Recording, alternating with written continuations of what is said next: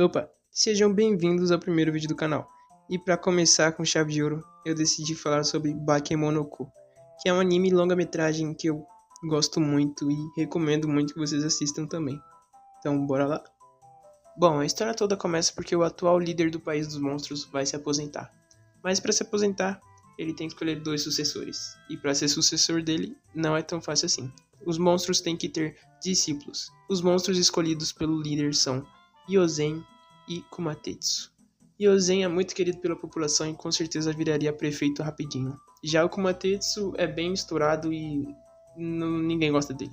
Cortando para as ruas de Shibuya, nosso protagonista se encontra revoltado.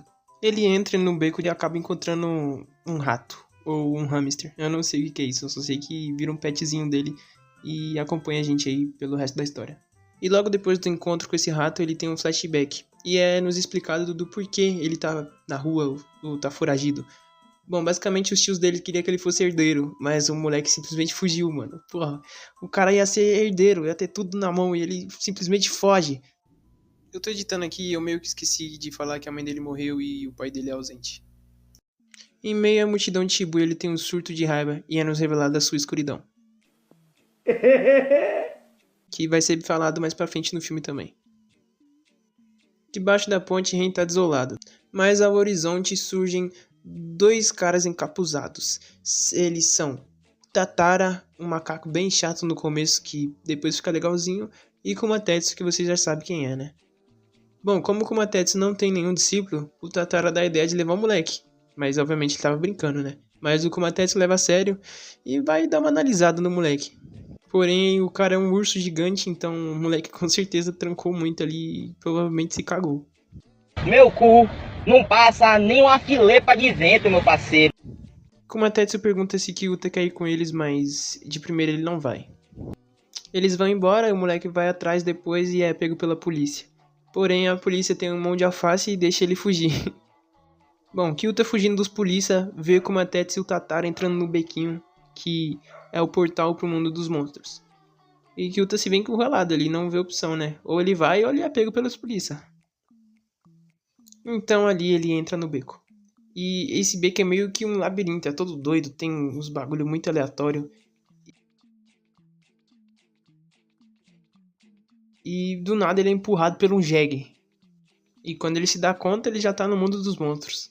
E ele fica completamente desesperado, porque todo mundo ali é furry. E o Kumatetsu vendo que o Kyuta tá ali, fica muito feliz, porque o moleque foi pra lá, né? Ele leva ele pra casa e fala que ele vai ser o discípulo dele. O Kumatetsu pergunta quantos anos ele tem, ele fala 9, e assim ele vira o Kyuta. Eu não lembro bem se a gente já tava chamando ele assim, mas a partir de agora a gente só vai chamar ele de Kyuta, porque chamar ele de Ren fica muito confuso na minha cabeça.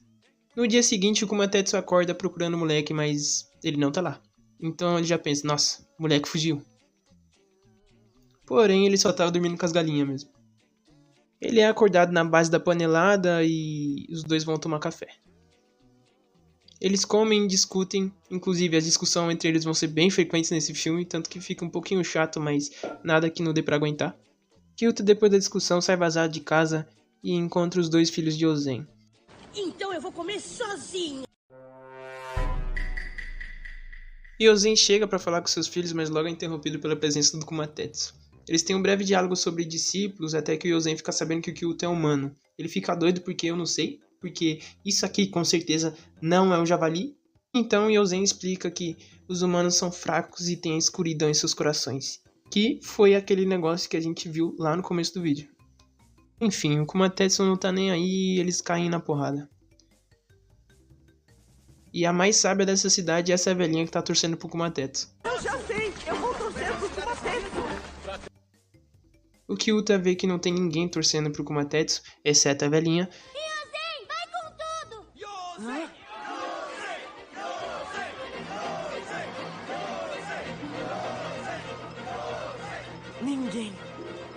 Ninguém tá torcendo pra ele.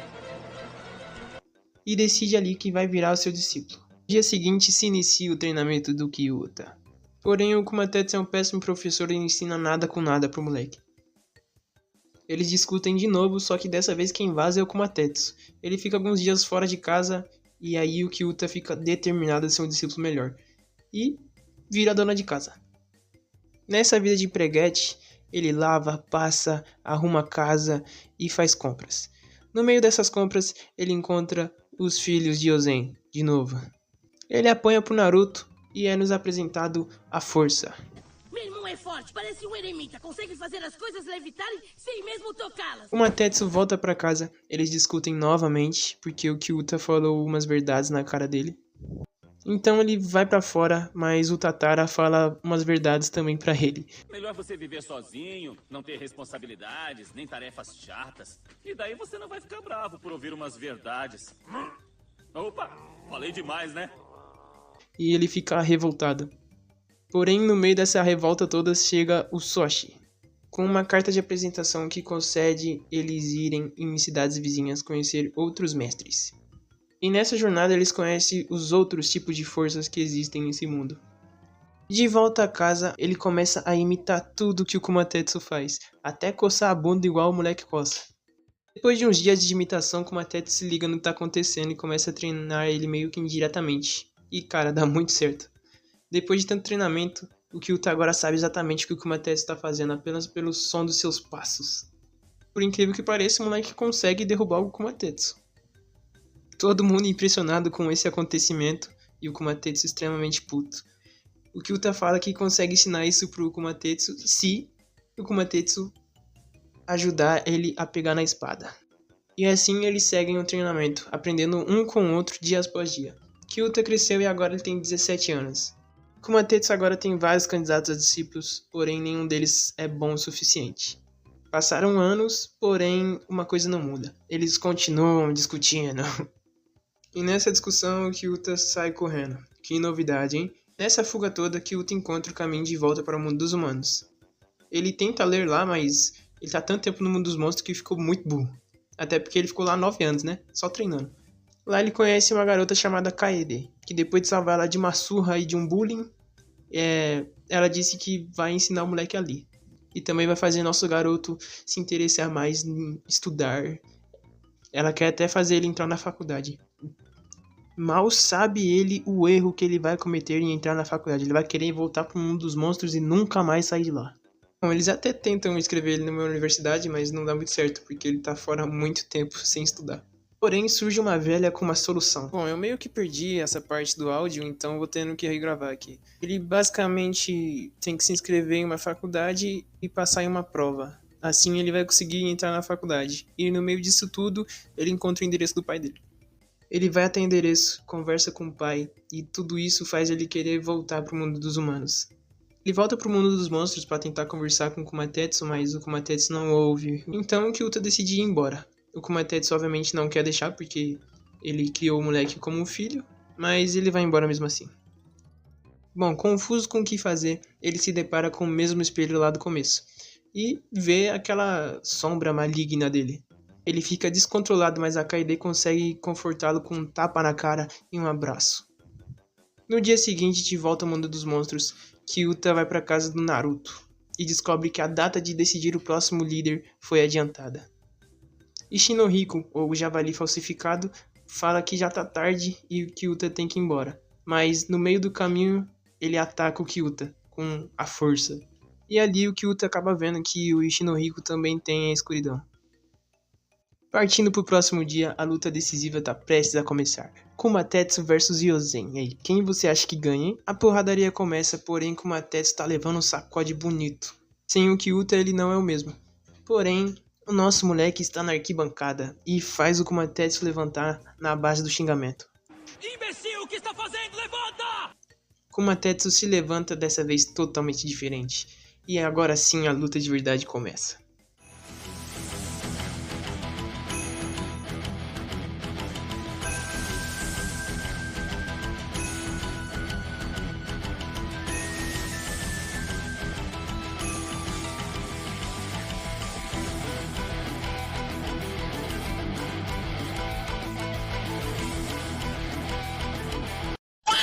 No final, Kumatetsu sai vitorioso.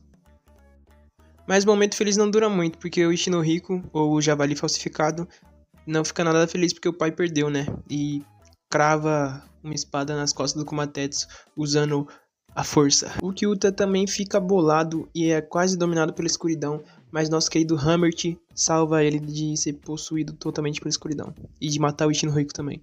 Ele acaba desmaiando e acordando do lado do Kumatetsu, todo lascado, bichinho. Bom, cortando para um flashback, a gente descobre o passado do Isshinohiko. Ele foi abandonado em um beco e Ozen, lá na sua visitinha ao mundo dos humanos, encontra ele e fala: vou levar, né? Por que não?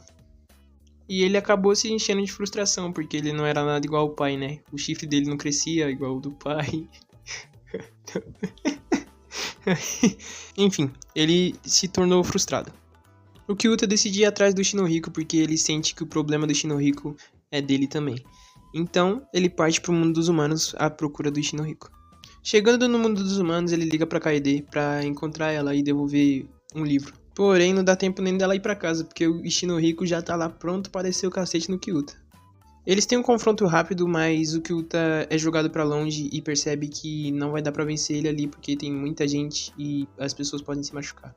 Então ele vai pra um lugar mais isolado. Isshinohiko, antes de ir atrás do Kyuta, ele lê a palavra baleia no livro que o Kyuta ia devolver pra Kaede. E assim ele se transforma numa baleia. Bom, os tremores e a notícia da luta chega até o mundo dos monstros.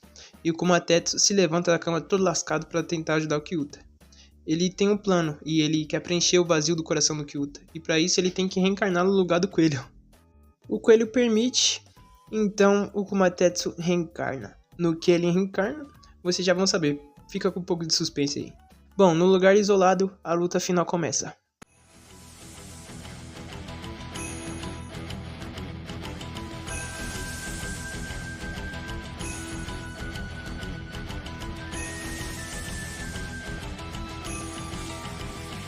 Kyuta se encontra encurralado e por isso toma medidas desesperadas. Ele decide sugar toda a escuridão do Isshinohiko para si. Porém, ele é interrompido por Kumatetsu, reencarnado em uma espada divina. Cara, essa cena é muito linda, mano. É simplesmente muito linda. É de emocionar, tá ligado? Muito bonito. E assim Kumatetsu preenche o vazio no coração do Kyuta. E com os dois juntos, eles conseguem derrotar o Isshinohiko.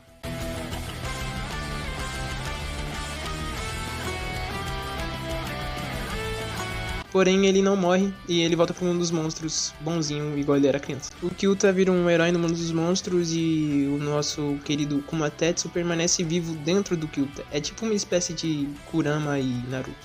Kyuta vai pro mundo dos humanos, morar com seu pai e viver a vida universitária. O pior erro da vida dele, repito, o pior erro. E assim esse maravilhoso filme acaba. Esse final me traz um aperto no coração, mas ao mesmo tempo me traz um alívio também. Porque nosso querido Kyuta e nosso querido Kumatetsu continuam juntos e vão com certeza viver muitas aventuras por aí. Bom, pra quem quiser assistir ele tem na Prime chamado Um Menino e um Monstro. E também tem sites piratas e aplicativos piratas. Cara, eu achei até no Facebook pra você ver como que é fácil de achar. Então assiste aí, vale muito a pena. Bom, se você assistiu até aqui, muito obrigado. Comenta como aí embaixo só pra eu ter uma ideia se esse vídeo te entreteu. Mas enfim, é isso. Muito obrigado por ter assistido. E é nóis. Até o próximo vídeo.